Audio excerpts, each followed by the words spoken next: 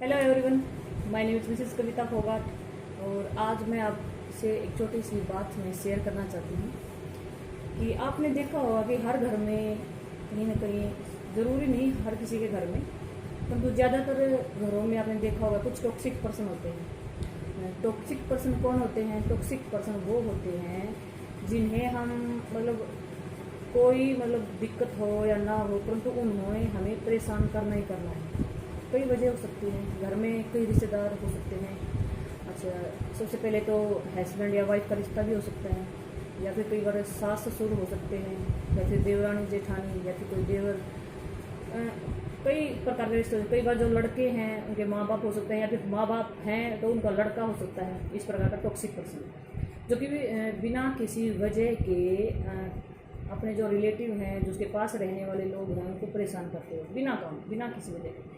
और रिश्ता ऐसा हो जाता है कि हम उसको चाह कर भी छोड़ नहीं पाते।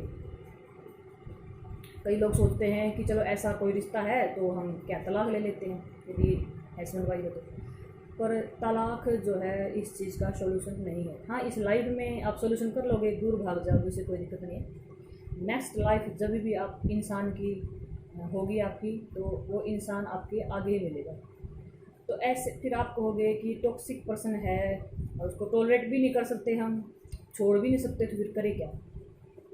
तो छोड़ने का ऑप्शन देखो, इस लाइफ में हम कर सकते हैं कि छोड़ देंगे उनको। जैसे सास ससुर भी छोड़ देते हैं लोग, या फिर बहू जैसे बहुत ही थोड़ी ही टॉक्सिक पर्सन है तो सास ससुर उसको भी छोड़ सकते हैं। या फिर अब आपको देखा होगा आज के ज़माने में हर कोई एक दूसरे को छोड़े, रिश्ते निभा ही नहीं रहा किसी भी प्रकार के। कोई अपने सास ससुर को साथ नहीं रख रहा, या फिर किसी की सास ससुर अच्छे हैं तो उनकी बहू निकम्मी है तो उनको भी नहीं रख रहे। फिर वह लड़के इतने टॉक्सिक पर्सन हो जाते हैं कि अपनी माँ बाप को ही आपको पता है कि बाहर निकाल देते हैं घर से। तो हर रिश्ते में होता है ये टॉक्सिक पर्सन, ये नहीं है कि स्पेशली किसी रिश्ता होता है इसके साथ। हर रिश्ते में ये मिल जाते हैं, कहीं ना कहीं आप ढूंढोगे या देखोगे तो आपके आसपास समाज में। तो मेरा कहने का मकसद सिर्फ इतना है कि इन टॉक्सिक पर्सन से हम भाग नहीं सकते, क्योंकि ये हमारे कर्म बंधन हैं। ठीक है, ये यदि हम अपनी पास्ट लाइफ रिग्रेशन कराते हैं, PLR कराते हैं, तो हमें पता चल जाएगा कि कुछ ना कुछ हम में ही कुछ ना कुछ कमी है, हमें कुछ कमी थी रही है, या कुछ गलत किया है इनके साथ, तभी ये हमें आगे मिलेगी। तो आप देख सकते हैं, यदि आपको लगे कि हमें कुछ कराना है तो लिंक में भेज सकती हूँ, या फिर मैं बता सकती हूँ कि कौन कर सकता है आपको। मैं नहीं करती हूँ, पर मुझे इतनी नॉलेज ज़रूर है कि आप अपना रिलेशन इन लोगों के साथ देख सकते हैं कि हमने ही कुछ गलत किया है इनके साथ, तो ही हमें ये आगे मिले। और यदि हम अब भी इनके साथ गलत करते हैं, या फिर हमें अंदर से अंदर हम इनके साथ घृणा या फिर नफ़रत की भावना अगर हम इनके प्रति पैदा कर लेते हैं, तो ये चक्र जो लाइफ का है ऐसे ही चलता रहेगा। अब कुछ लोग बोलते हैं कि किसको पता है पिछले जन्म का, किसको पता है अगले जन्म का क्या होगा, किसने देखा है आगे का। इसलिए हमें पता है कि यदि हम इस जन्म में सब कुछ अच्छा करेंगे, हम अपनी तरफ से पूरी पूरी कोशिश करेंगे कि हम किसी के साथ गलत ना करें, साथ में हम अपनी जो है प्रेयर, भगवान के प्रति विश्वास रखेंगे, तो और माफ़ी का भाव हम अपने अंदर रखेंगे, तो श्योरिटी है बिल्कुल कि नेक्स्ट जन्म जब भी आपका होगा तो बहुत ही अच्छा होगा, बहुत ही अच्छे इंसान होंगे हर तरफ से, स्वास्थ्य के, शरीर के हिसाब से, वेल्थ के हिसाब से आप बिल्कुल ही अच्छे होंगे। और रही बात PLR की, आप करवा के देखोगे तो आपको पता चलेगा कि हमने कुछ इनके साथ गलत किया है। तो उस चीज़ को हम कैसे रोक सकते हैं कि हमने ये गलत किया है? तो उस टाइम हमें शायद नॉलेज नहीं थी, पर अब अगर हमें नॉलेज हो गई है कि हम अपने कर्म बंधन से छुटकारा पा सकते हैं, तो क्यों ना किया जाए। क्यों लाइफ हम तो बर्बाद करनी है सिर्फ ये सोच सोच के कि ये मेरे साथ गलत कर रहे हैं, ये मेरे साथ गलत कर रहे हैं, मैंने तो कुछ नहीं किया, इस जन्म में ऐसा इनके साथ, यही मेरे को ऐसे मिले हैं। ये बातें करने से कोई फ़ायदा नहीं है।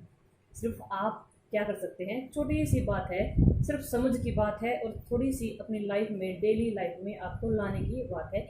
आप प्रैक्टिस में लाइए। एक हो'ओपोनोपोनो प्रेयर है, सिर्फ 4 उसमें लाइनें हैं, आपको सिर्फ वो बोलनी है। आप इंग्लिश में बोल सकते हैं या हिंदी में, आपकी मर्ज़ी है। आप बोल सकते हैं I am sorry, please forgive me, I love you and thank you. ये 4 लाइनें आपकी ज़िंदगी बदल सकते हैं। नेक्स्ट लाइफ तक के आपके कर्म बंधनों को छुटकारा दे सकती हैं। सिर्फ 4 लाइनें आपको अपनी लाइफ में उतारनी है। ये लाइनें जब भी यदि आप किसी भी इष्ट देव को या भगवान को आप मानते हैं, तो जब आप प्रेयर कर रहे हो तब आप इन जो लाइनों को दोहरा सकते हैं और अपनी नज़रों में या अपने मन में आप अपने इष्ट देव को, भगवान को, यदि आप भगवान को मानते भी नहीं हैं तो भी आप नेचर को, प्रकृति को, यूनिवर्स को अपने सामने अपने मन में रखकर ये लाइनें बोल सकते हैं। तो आपको इन ऐसे लोगों से छुटकारा भी मिलेगा। इनकी तरफ से धीरे धीरे प्यार आपकी तरफ आने लगेगा, आशीर्वाद आने लगेगा यदि आशीर्वाद देने वाले लोग हैं तो। और यदि छोटे हैं आपसे और तो मतलब आपकी सेवा करने लग जाएंगे ये लोग।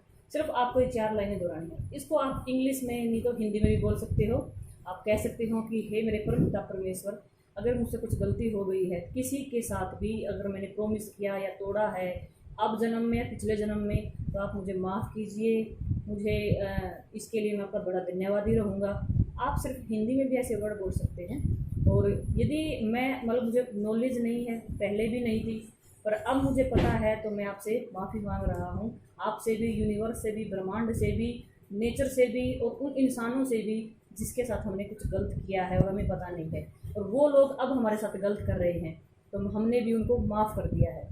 बस आप माफ़ कर दीजिए, माफ़ कर दीजिए और माफ़ी मांग लीजिए। ये आपने किसी के पैर नहीं पकड़ने जाके, कि मैं ये नहीं बोल रही कि आप इसके पैर पकड़ो, आप सिर्फ मन से माफ़ी मांग लीजिए और आपका काम हो जाएगा।